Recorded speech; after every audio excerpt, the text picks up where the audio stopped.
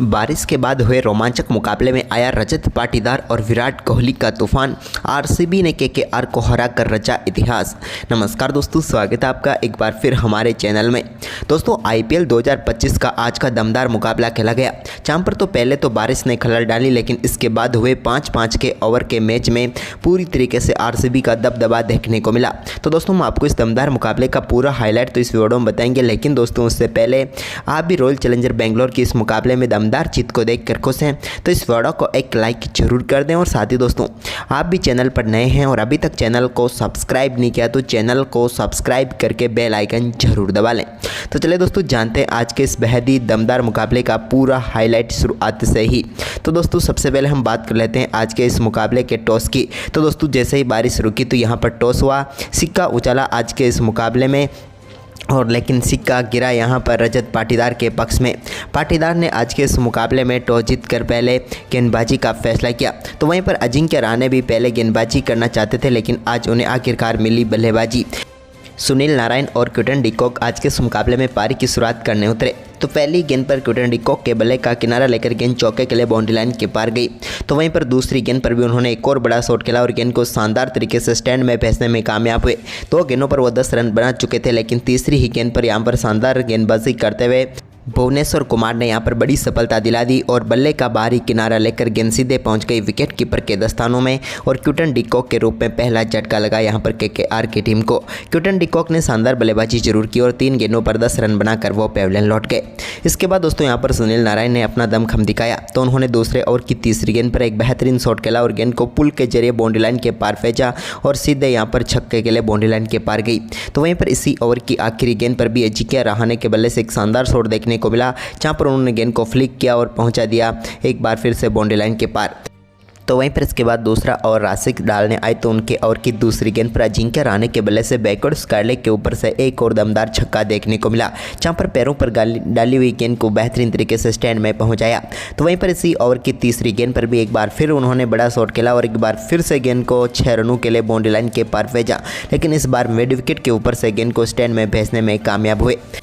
वहीं पर 2 ओवर की समाप्ति के बाद ही टीम का स्कोर 29 रनों तक पहुंच गया। तो तीसरा ओवर कुणाल पांड्या डालने आए तो उनकी पहली गेंद पर बड़ा शॉट खेला सुनील नारायण ने और गेंद को एक बार फिर से स्टैंड में पहुंचाते हुए दमदार छक्का जड़ दिया।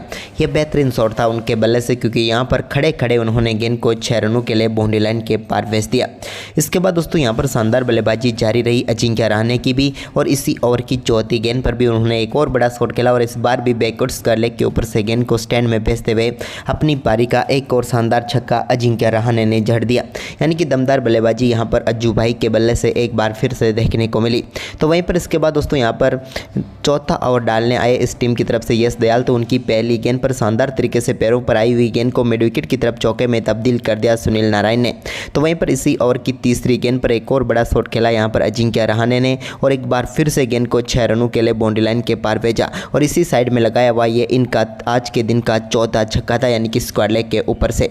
तो वहीं पर उन्होंने अपना दमदार परफॉर्मेंस जारी रखा और इस चौथे ओवर की 5वीं गेंद को भी एक बार फिर से स्टैंड में पहुंचा दिया, लेकिन इस बार फाइन लेग के ऊपर से स्टैंड में पहुंचाने का काम किया यहाँ पर शानदार तरीके से।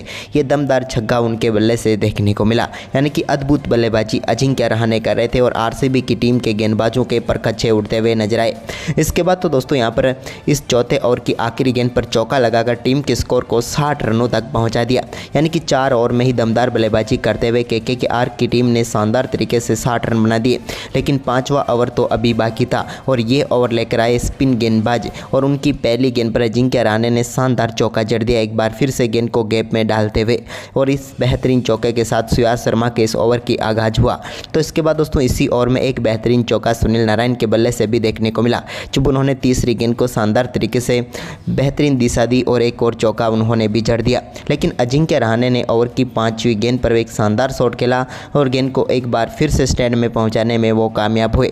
यहाँ पर भी दमदार छक्का उनके बल्ले से निकला और इसी के साथ उन्होंने दमदार बल्लेबाजी करते हुए अपना बेहतरीन अर्धशतक भी पूरा कर लिया, यानी कि मात्र 5 ओवर के गेम में ही इन्होंने नंबर 3 पर बल्लेबाजी करते हुए शानदार अर्धशतक पूरा कर लिया।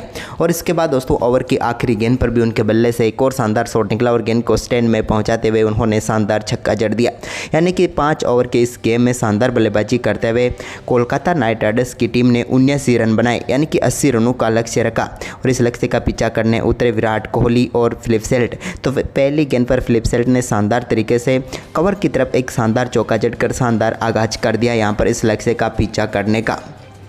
इसके बाद इनकी दमदार बल्लेबाजी जारी रही और ओवर की दूसरी गेंद को भी एक बार फिर से स्टैंड में पहुंचाने में कामयाब हुए, या फिर यूँ कहे तो गैप में डाला और एक और चौका उनके बल्ले से देखने को मिला। बैक टू बैक 2 चौके इन्होंने जड़ दिए पहले ओवर में, और पहले ओवर में दोनों बल्लेबाजों ने मिलकर 11 रन बनाए।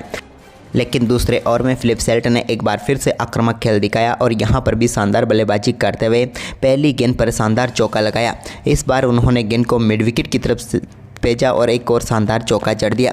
लेकिन अभी भी पहले छक्के का इंतजार था, लेकिन दूसरे ओवर की दूसरी गेंद पर फिलिप सेल्ट ने एक बार फिर से दमदार शॉट खेला, लेकिन इस बार पैरों पर आई हुई गेंद को खेला तो मिड विकेट की तरफ भी, लेकिन इस बार चौके के लिए नहीं बल्कि छक्के के लिए बाउंड्री लाइन के पार भेज दिया।